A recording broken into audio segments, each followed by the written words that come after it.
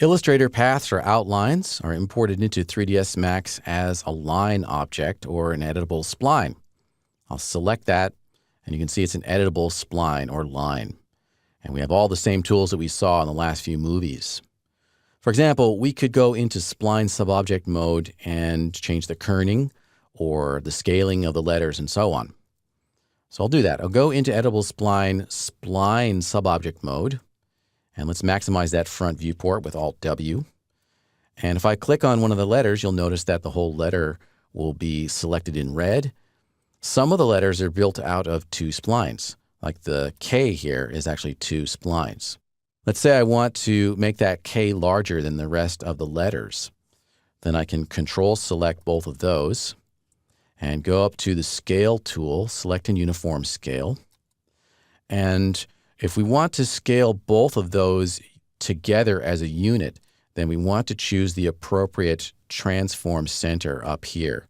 The default is actually use pivot point center, which is going to do this. It's going to scale each one of those around its own center.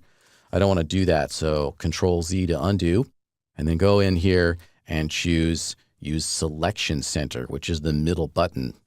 And now I can scale both of those up equally. I can Control Z to undo that. Maybe I want the E to be scaled up by the same amount. I'll Control select that, and then I can scale them both up a bit. They are going to move away, but that's okay because we can fix that. Go back to the Move tool and then position these. Maybe take these, move those over, and make it a more interesting logo here.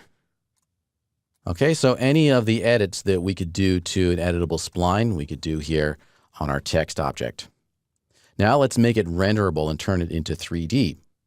I can bomb out of spline subobject mode and go over to the perspective view, Alt-W, and select that.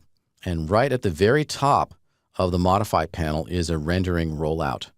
Open that up, and then we can enable the rendering of that spline in the renderer or in the viewport.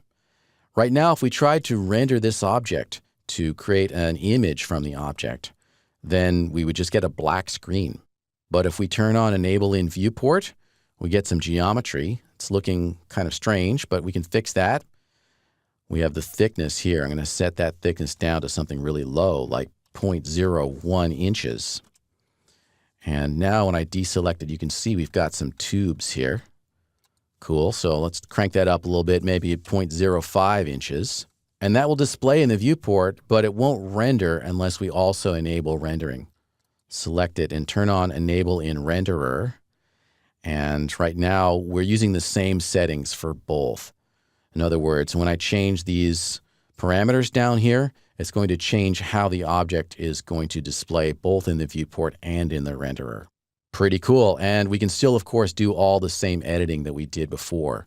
We can select these sub-object types and move them around and play with them. Let's do that just with use pivot point center and then move only in X here just to change that distance.